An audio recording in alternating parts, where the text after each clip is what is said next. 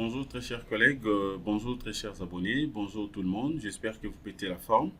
Voilà, donc nous allons continuer nos séries de formations sur Robot Structural Analysis. Voilà, donc aujourd'hui nous allons premièrement arranger les paramètres de maillage de manière à ce que nous puissions maintenant lancer les calculs et chercher également la poutre la plus chargée. Et nous allons évoluer jusqu'à dimensionner donc tous les éléments porteurs de cette structure. Voilà, donc c'est ce que nous allons faire donc aujourd'hui. Voilà, donc déjà, ces niveaux, qu'est-ce que je fais maintenant? Je peux premièrement paramétrer directement l'option de maillage avant que je puisse lancer les calculs. Donc, je peux soit paramétrer ça et puis je lance les calculs. Tout comme je peux directement venir d'abord ici sur option générale des maillages. Je clique là-dessus. Et puis, je viens là, on écrit modèle de calcul des panneaux. Ou alors, je peux faire directement sur option de maillage ici. Je clique. Voilà, donc voilà, il y a un message qui apparaît ici. Donc, aucune sélection des panneaux. Donc là, je dois premièrement sélectionner mes panneaux. Alors, si je refuse de faire cette méthode, je peux faire ceci. Je ferme d'abord. Je ferme les tout. Je vais donc paramétrer ça premièrement de manière à ce que quand je vais lancer les calculs, donc ça va automatiquement générer directement le maillage. Donc, je viens, je clique sur outils. Voilà, je prends préférence de la tâche. Et je vais chercher, je clique directement sur maillage. Voilà, donc à ce niveau, ajouter une itérative de maillage, tout est bien. Voilà, donc je peux venir directement ici. Voilà, donc je viens sur panneau, je clique justement à côté. Alors sur l'option de maillage ici, je vais utiliser la méthode de Delaunay. Je prends Delaunay.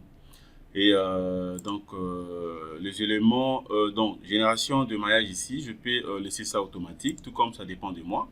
Ou alors vous avez la possibilité de spécifier tout simplement dans la taille des éléments. Bon, je laisse ça automatique comme ça. Donc je prends 0,30.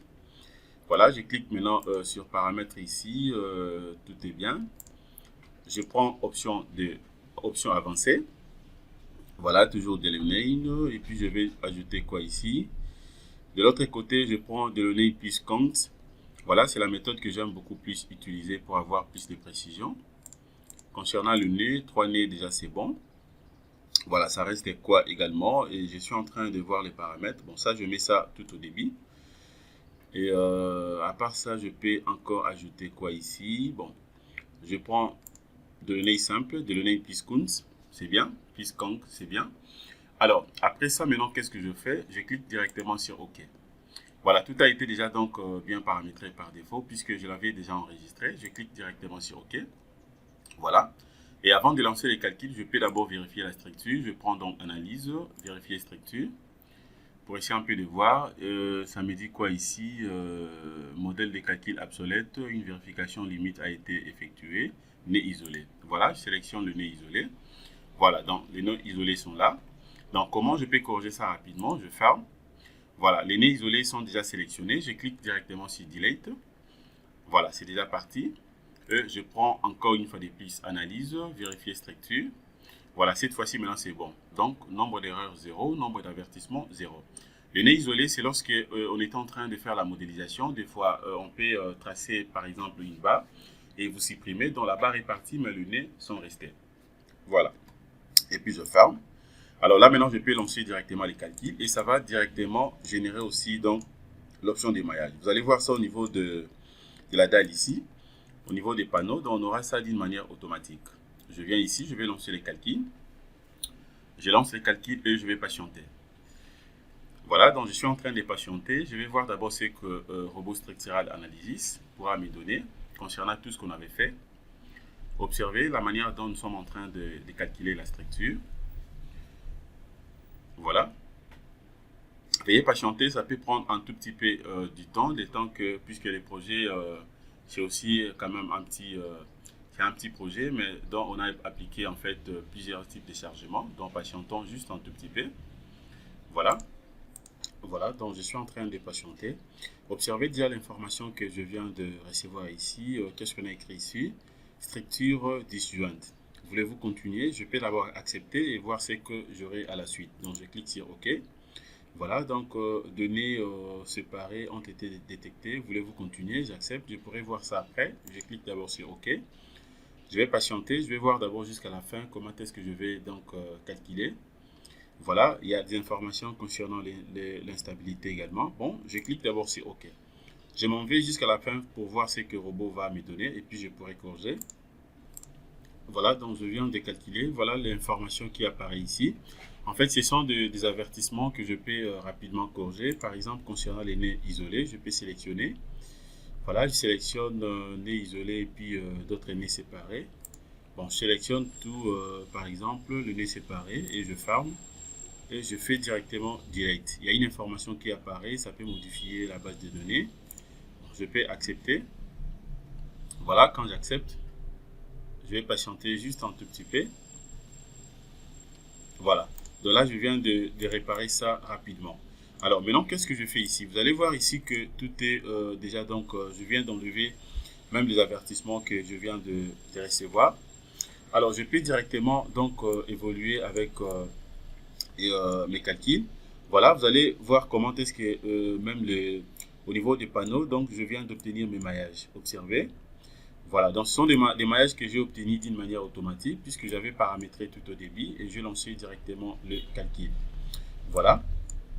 Alors déjà, je peux passer directement au dimensionnement. Alors là maintenant, je peux passer directement au dimensionnement. Je commence d'abord à dimensionner la longueur. Donc je viens d'abord ici, je peux avoir directement aussi mes sections.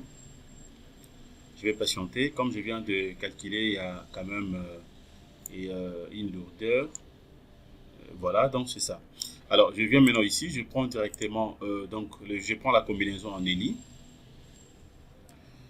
Voilà, je vais patienter. Voilà, j'ai pris la combinaison en ELI. Alors, je peux aussi faire apparaître directement mes lignes de construction.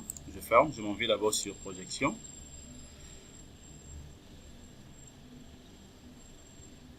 Alors, je peux rentrer soit directement aussi sur vie. Je rentre maintenant sur vie. Je vais patienter.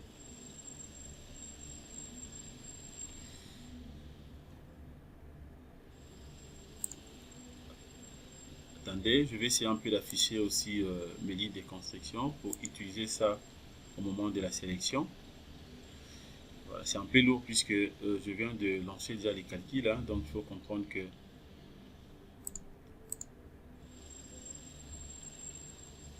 voilà. Puis je vais cliquer maintenant sur vie, je vais patienter. Je rentre maintenant sur vie.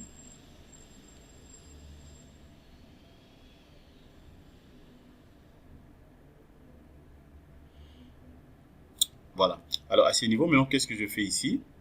Je peux venir ici, je prie toujours ELI. Alors, je vais maintenant dimensionner premièrement donc la longueur. Donc, je suis censé premièrement désélectionner d'abord la longueur et vérifier les éléments de réduction. Bien sûr, c'est une poutre et passer directement au dimensionnement.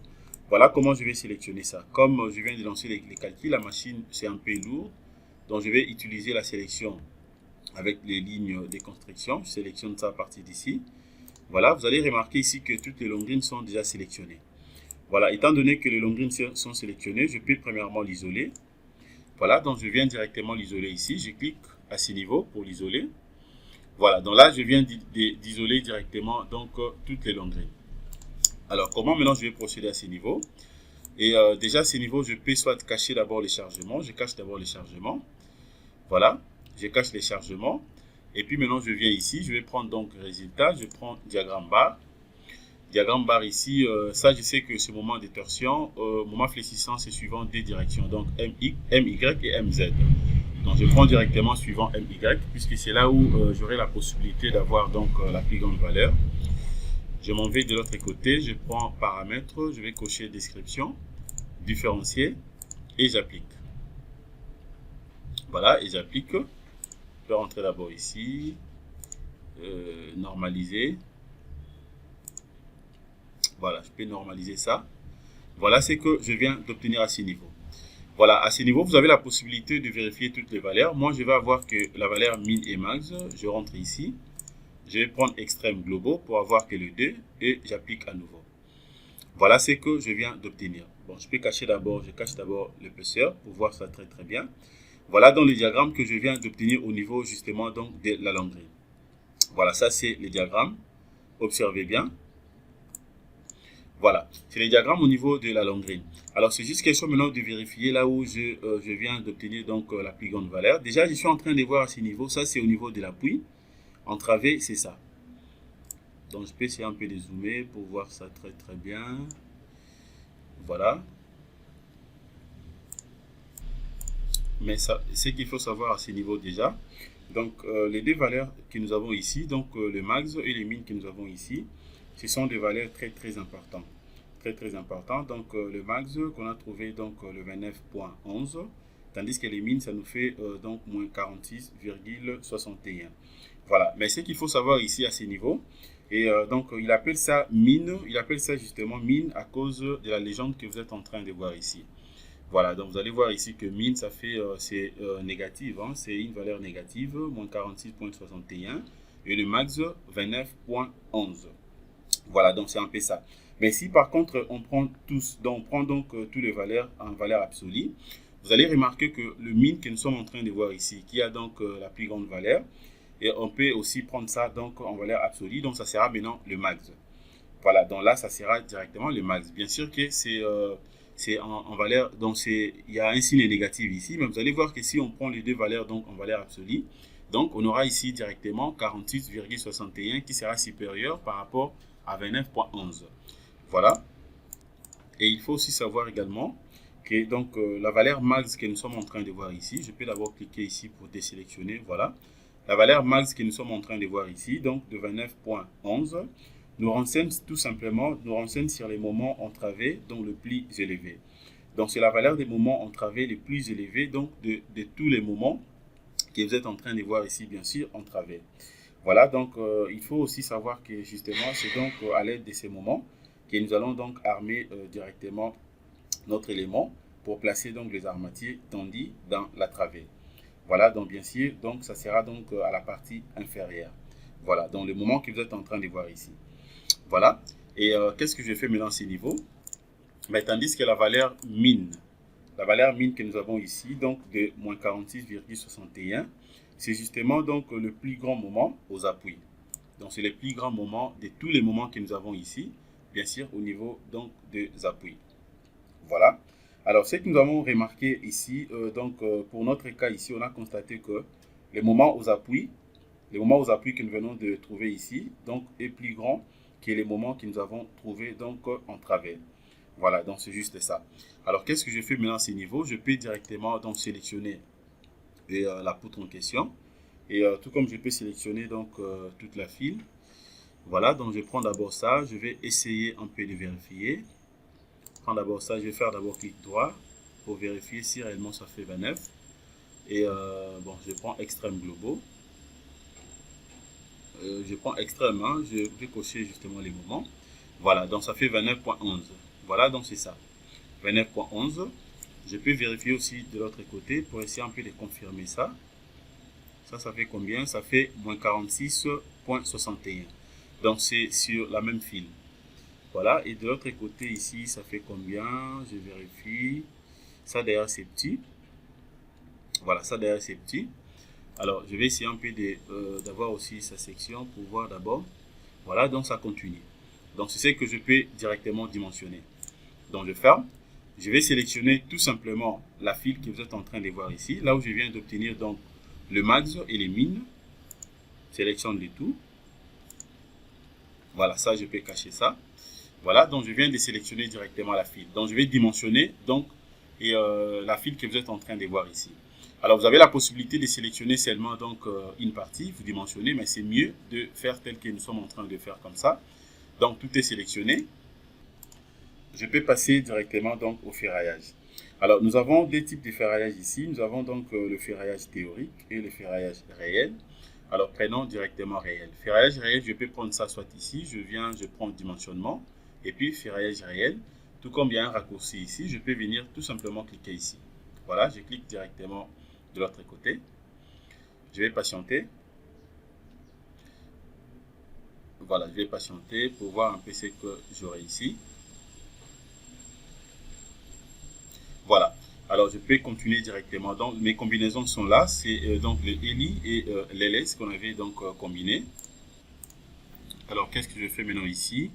Au niveau des appuis, voilà les informations que j'ai ici. Donc, ce sont justement les numéros de nœuds. Ça, ce sont des sections. Voilà donc les sections des barres. Voilà donc c'est un peu ça.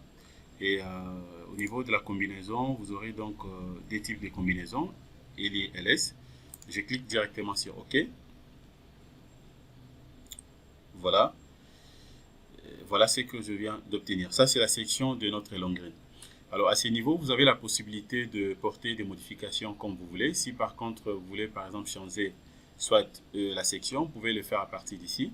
Ou alors, vous pouvez aussi ajouter ou modifier les travées. Donc, tout ce que vous pouvez faire, donc c'est possible à ce niveau. Même changer la largeur des appuis, à gauche tout comme à droite. Donc, vous avez la possibilité de faire tout ici.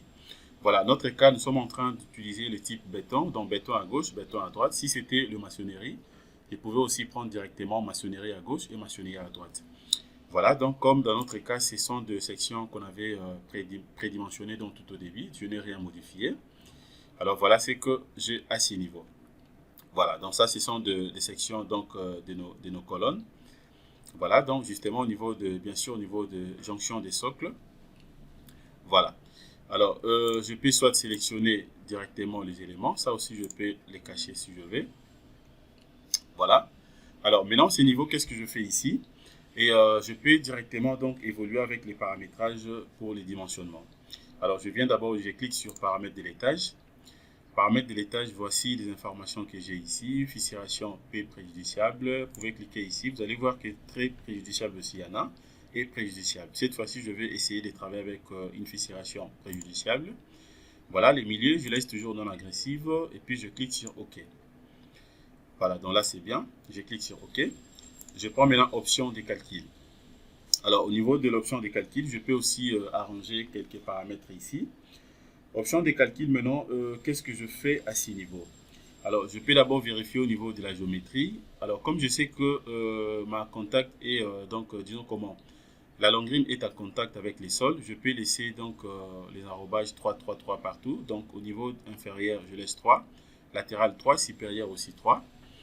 Voilà, je peux vérifier aussi l'optimisation de la géométrie si réellement c'est fixé. Donc, c'est ça. Donc, la base est déjà fixée ainsi que la hauteur. Je n'ai rien à modifier ici. Quoi également, tolérance de calcul 1%, c'est bon. Option avancée. Voilà, donc redistribution de moments aux appuis. Voilà, donc tout est très bien. Donc, je clique sur OK. Je n'ai rien modifié à ce niveau.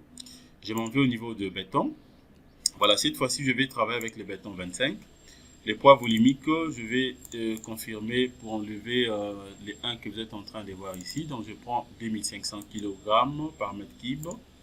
Voilà, diamètre du granulat ici, je peux même changer. Hein, je peux avoir maintenant 25. Voilà, je prends diamètre du granulat. Donc, ça, c'est le diagramme qui prédomine. Hein, je prends 25. Je clique sur acier longitudinal. Acier longitudinal, je vais travailler avec haute adhérence 400. Et alors, comme section d'armature ou disons comment. Donc, je vais travailler avec quoi? Et quelle barre ici? Bon, je vais décocher, je décoche barre de 6. Je décoche encore quoi ici? Je vais enlever barre de 6, j'enlève barre de 8. Et je peux enlever aussi les barres de 10. Voilà, quand j'enlève les 3, c'est-à-dire quoi? Ici, donc, je vais que le logiciel commence, donc, considère les diagrammes, les diamètres plutôt, les diamètres minimales, comme barre de 12. Donc, je vais commencer avec barre de 12 et je verrai ce que le logiciel va me proposer. Alors, je pouvais aussi cocher même barre de 10, mais je le fais exprès. Je commence par barre de 10, barre de 12 plutôt. Voilà, je clique maintenant sur acier transversal. À ce niveau, ça, c'est justement pour les cadres. Dans les étriers, je prends toujours haute adhérence 400. Alors, je décoche les tout. Je vais prendre barre de 6 et barre de 8. Bon, même barre de 6 seulement. Bon, je prends d'abord les deux, je verrai. Je vais voir ce que le logiciel va me donner. Armature additionnelle. Je prends haute adhérence. Je vais prendre tout simplement la même section que acier longitudinal. Donc, je décoche les 3, barre de 6, barre de 8 et barre de 10. Voilà, à ce niveau, je peux soit enregistrer ça premièrement. J'écris tout simplement option de calcul, long green. Voilà, option de calcul long green et je clique sur OK. Je confirme ça également sur OK. Voilà, je prends maintenant disposition de ferraillage. Au niveau de la disposition de ferraillage ici, ferraillage, je vais avoir donc le ferraillage par fil. pour que les barres soient continues au niveau même des appuis. Je ne vais pas travailler avec le ferraillage. Donc, par travée, pour que ça se limite tout simplement au niveau des travées. Et puis, je pourrais ajouter des barres, peut-être des barres chapeau au moment de la réalisation. Donc, je prends d'abord par fil. Après ça, qu'est-ce que je fais? Voilà.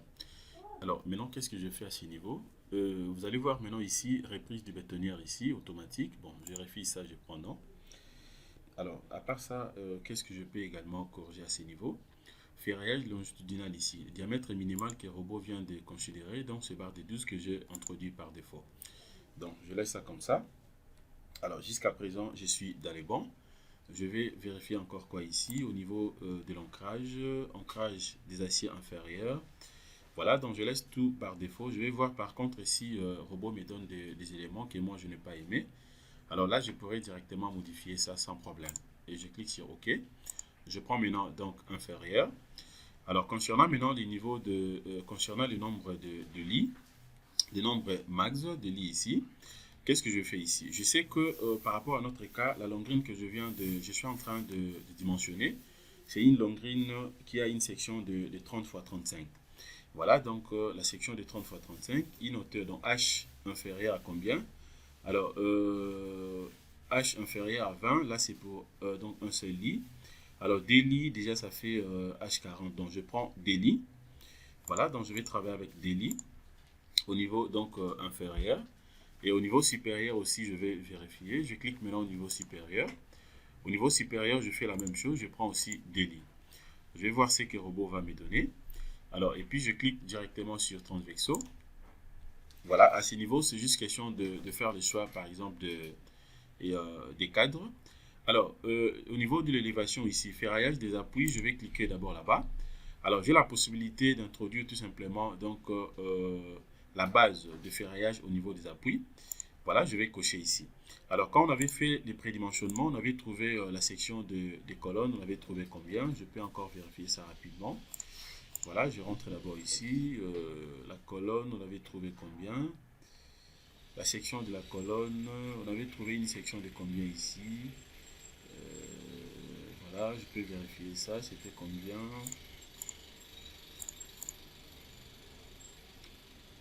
Voilà.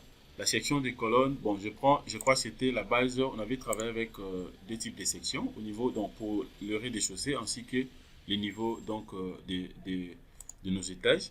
Voilà, je prends donc la base, je prends donc 0,30. 0,30. Bien sûr, c'est au niveau des appuis qui sont donc en béton armé. Ce sont donc des colonnes. Je clique sur OK. Voilà. Alors, les types de cadres ici, je prends ça et ça. Ça, je peux donc boycotter. Voilà, donc c'est bien. Alors, l'espacement ici, je laisse d'abord automatique. Donc, je vais voir ce que le robot va me donner. Par contre, je vais modifier après si je vais. Au niveau du secondaire ici, je peux modifier quoi ici? Acier de montage, prise en compte non. Diamètre à ce niveau, je mets même automatique. Ou alors, je peux confirmer 12. Voilà. Et puis, armature dépôt ici, je n'ai rien cliqué. Je vérifie aussi la nuance. Voilà, tout est correct. Alors, je fais quoi ici? Tout est bien. Voilà, je prends directement ferme. Je laisse les crochets tels que représentés ici. Tout comme j'ai la possibilité aussi d'insérer dans la longueur développée de mes crochets. Bien sûr que l'angle est de 135 degrés, à gauche tout comme à droite. Alors, si vous voulez donc insérer aussi donc, la longueur développée, c'est juste question de décocher ici et vous cochez de l'autre côté. Je prends par exemple de 5 cm. Voilà. Je peux toutefois enregistrer ça comme d'habitude. Je prends disposition de ferraillage. Disposition de ferraillage. Voilà, ferraillage. Longrine. Voilà, je clique sur OK. Et je confirme de l'autre côté sur OK. Voilà, vous allez voir ici que je n'ai pas tenu compte je n'ai pas confirmé donc les armatures dépôt. Et donc, autrement dit, le bar relevé, les barres de relevage. Voilà, je peux rentrer ici pour vous montrer ça. Option de calcul. Je prends général, longitudinal. À ce niveau, tout a été déjà bien paramétré. Je ferme. Je prends disposition de ferraillage. Voilà, dans le niveau de général ici. Vous allez voir ici, donc le bar bateau. Ce sont donc deux barres de relevage que je n'ai pas considérées ici. autrement dit dans le barre cavalière. Je ne vais pas travailler avec ça, donc je vérifie ça, c'est pour cela que je n'ai pas coché ni à la partie inférieure, ni à la partie supérieure. Donc je ferme. Déjà c'est bon.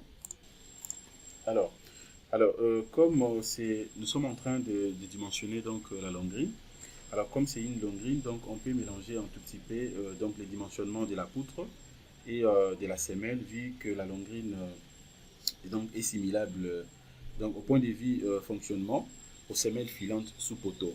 Voilà, donc c'est à dire que nous allons aussi donc paramétrer donc au niveau des sols et aussi l'option géotechnique. Donc je viens directement ici. Vous allez voir ici que le chargement n'est pas donc figé, donc n'est pas disons active. Pourquoi? Puisque c'est une longuerie que nous venons donc d'amputer au niveau de la structure qu'on avait donc modélisée. Voilà, donc je viens d'abord, je vais cliquer sur sol. Voilà, à ce niveau ici maintenant je suis censé premièrement de définir les différentes couches du sol ici. Voilà, mais à ce niveau, étant donné que nous le savons très bien que la longuerie est tout simplement donc en contact avec la couche de surface, donc c'est ce que je vais insérer ici. Donc ça ne vaut pas la peine d'introduire toutes les différentes couches du sol ici. Je peux tout simplement insérer que la couche de surface, ce qui est en contact avec notre longuerie. Voilà, donc la hauteur d'Italie ici, la hauteur d'Italie, N1 ici, bon je laisse à 0. Voilà, position du sol également 0. La nappe phréatique, il n'y a pas présence de l'eau. Si par contre il y avait présence de l'eau, c'est juste question de cocher ici et puis vous insérez sans problème. Dans notre cas, il n'y a pas présence de l'eau, donc je laisse ça. Voilà, je peux d'abord entrer ici pour vérifier en fait les informations du géotechnique. Voilà, la conclusion et les recommandations qu'on avait, donc c'est justement ce que nous sommes en train de voir ici. Et la nappe phréatique n'a pas été donc rencontrée jusqu'à 4 mètres. Voilà, donc je rentre ici. C'est ce que j'étais en train de dire ici. Donc, il n'y a pas la nappe phréatique ici. Donc, je laisse ça comme ça, 0. Ça ne vaut pas la peine d'insérer ça. Mais ça dépend en fait des projets. Par rapport à notre cas, il n'y en avait pas. Donc, je peux rentrer rapidement ici. Voilà. Je vérifie maintenant la couche de surface ici. Donc, la longueur sera en contact avec quelle couche ici. Au point D, le sol en place est un remblai entre 0, donc à partir de 0, entre 0 au niveau de seuil, jusqu'à 0,70 mètres de profondeur. Voilà, donc, et puis nous avons des sables, des grisâtres, ainsi de suite. Mais ce qui me concerne, concernant la longuerie ici, je cherche tout simplement donc à définir premièrement les sols en place. Les sols en place qui sera donc en contact directement avec donc notre longuerie. Vous allez voir ici les sols en place, c'est bien écrit, le sol en place est un remblai, donc qui a une épaisseur justement de 0,70. Le remblai. Donc, ce sont des terres jaunes qu'on a donc justement donc le remblayé. Alors, je viens directement ici. C'est ce que je vais insérer ici. Je clique au niveau des noms. Alors, maintenant, je vais vérifier quel sol qui sera donc, dans notre cas ici, considéré comme sol et des surfaces. Je prends quel sol ici. Je cherche d'abord ici. Voilà, je vais chercher très très bien. Voilà, je rentre d'abord ici. Je peux rentrer ici. Voilà, donc c'est les sables mélangés avec un peu d'argile. Je viens ici. Je descends. Je descends ici. Donc, je prends tout simplement sable et grave compact. Voilà, je prends sable et grave compact. C'est ce que je viens de prendre ici. Alors, pour définir directement son épaisseur, dans la profondeur, je peux insérer ça directement, soit ici. Voilà. J'ai une profondeur de combien ici par rapport à ce que vous avez donné? Une profondeur de 0,70 mètres. Donc, je peux directement introduire ça ici. J'introduis 0,70. Voilà, donc ça sera moins 0,70.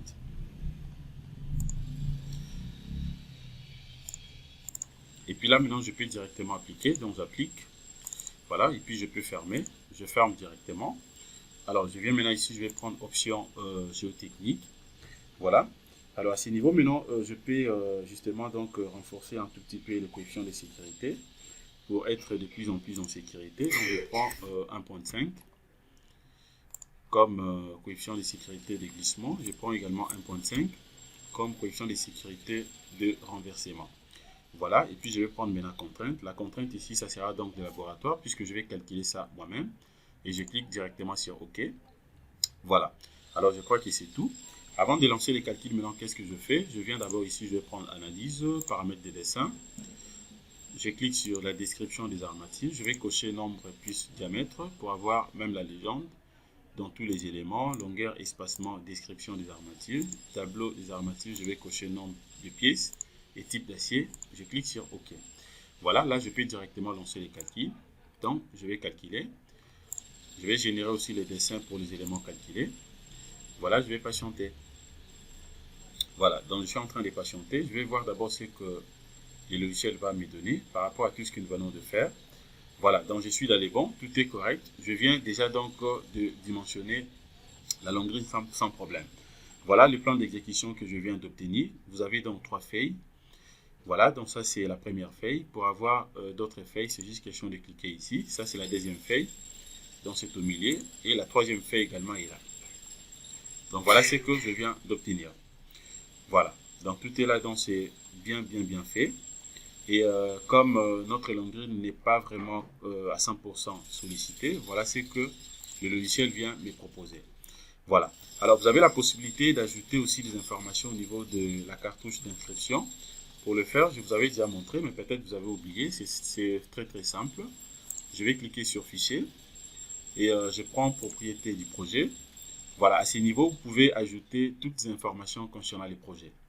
À ce niveau ici, c'est tout simplement pour le maître d'œuvre. Voilà, donc c'est lui qui est en train de réaliser les projets. Ici, vous avez donc aussi la possibilité d'insérer pour maître d'ouvrage, donc le propriétaire des projets. Voilà, et ça c'est pour l'entreprise. De l'autre côté, ce sont justement des statistiques que vous pouvez donc insérer ici. Voilà, et puis donc bureau des contrôles également. Je peux cliquer ici pour insérer les informations concernant le bureau des contrôles. À part ça aussi, je peux rentrer ici. Voilà, je rentre d'abord tout au début, je clique sur bureau. Voilà, je clique sur projet.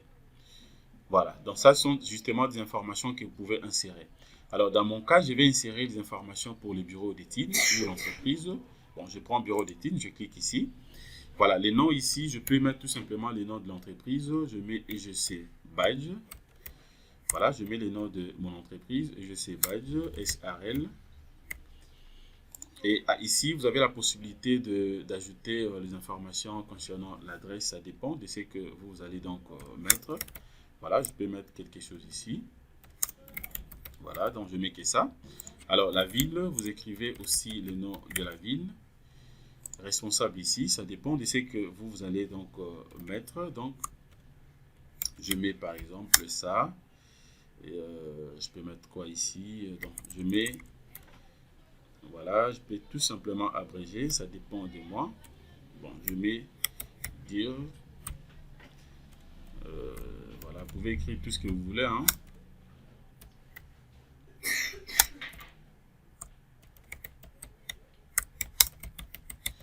Voilà, le numéro de téléphone également. Donc, je peux mettre quoi ici? Bon, je mets ça. Voilà. Les fax ici, ça dépend donc des projets. Je mets 001 par exemple. Je considère ça comme c'est le premier projet. Et vous pouvez aussi insérer même votre adresse email. Voilà, donc je peux compléter ça rapidement.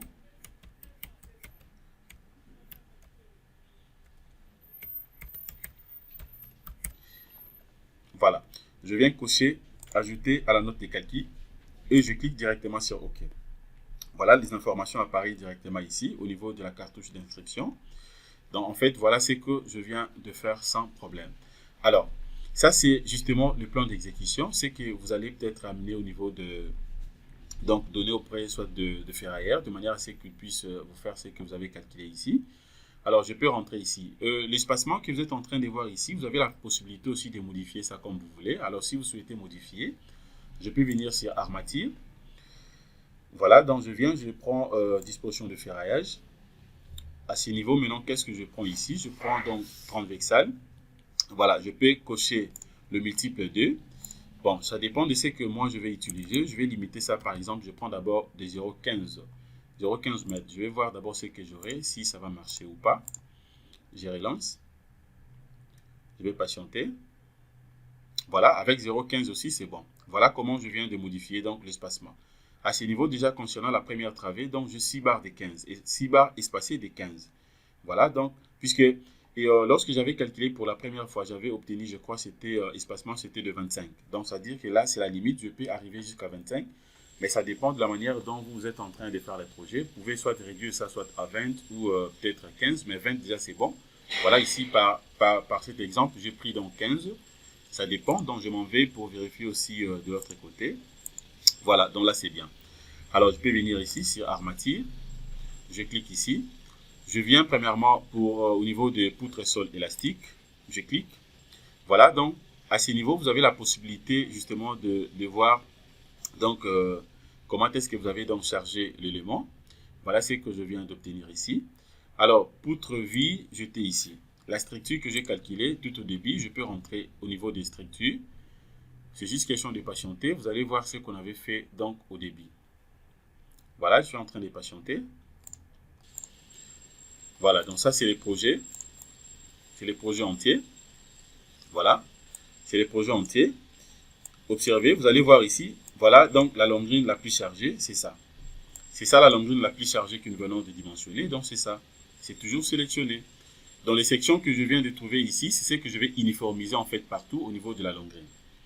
Donc c'est très très simple. Alors je viens maintenant au niveau de poutre sol élastique diagramme pour essayer un peu de voir les différents diagrammes. Voilà, vous pouvez aussi cliquer au niveau sur ELI dans la combinaison que nous avons fait. Je peux même décocher donc moment fléchissant théorique M et puis après la redistribution MR et puis j'applique. Voilà, ici également vous avez la possibilité donc de vérifier tout simplement les ratios. Donc concernant donc les rapports qui existent entre les moments de calcul MT sur la charge limite MC. Donc vous vérifiez, ça c'est, nous avons donc 3 travées, première, deuxième, troisième. Donc vérifiez, ça dépend de la manière dont vous allez procéder. Vous allez voir que c'est très très simple.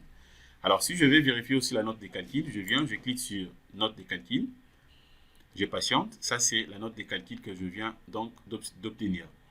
Voilà, je peux donc importer ça aussi sur Word. Si je vais voir ça, donc avoir ça directement sur Word, c'est très très simple. C'est juste question de venir ici. Je viens, là on écrit enregistrer.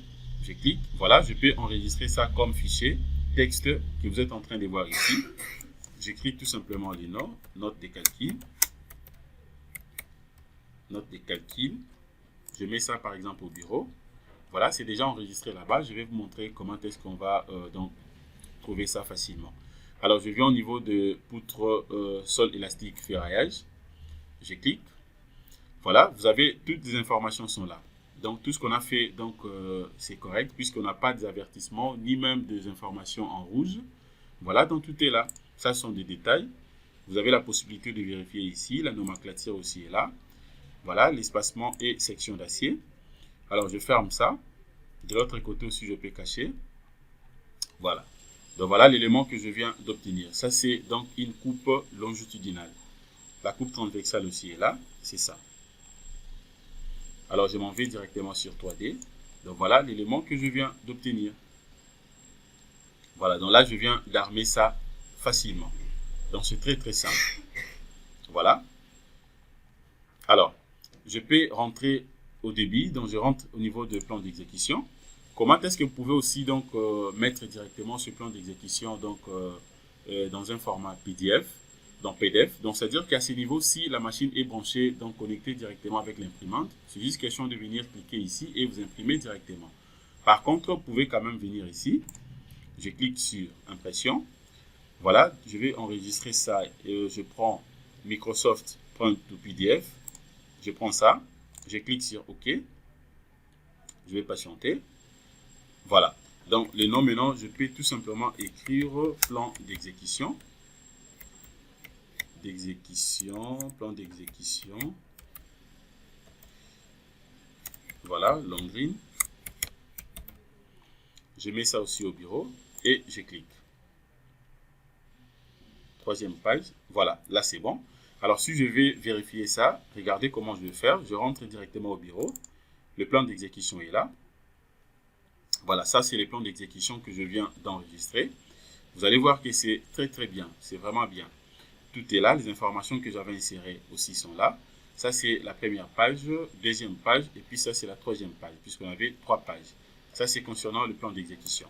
La note de calcul aussi est là. Je prends maintenant la note de calcul que j'avais enregistrée aussi au bureau.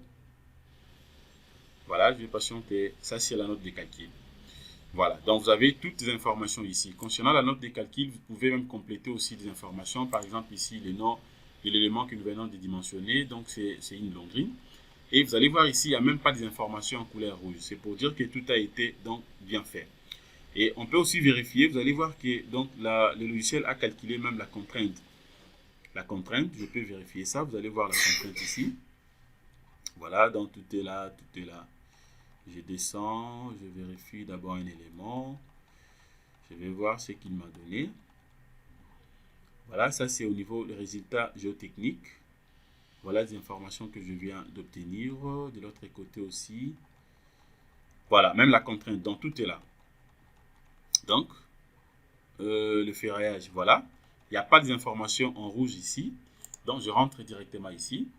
Voilà donc ce que je voulais vous montrer concernant donc cette partie, dans la 11e partie que nous venons donc, disons comment, dans les 11e partie que nous venons, la 11e partie plutôt, que nous venons donc de calculer, et la longuerie. Merci de votre disponibilité. Partagez la vidéo. N'oubliez pas, abonnez-vous massivement de manière à ce que vous puissiez également me motiver. Vous avez la possibilité de publier ces tutos auprès de vos correspondants. Passez une excellente journée. Au revoir.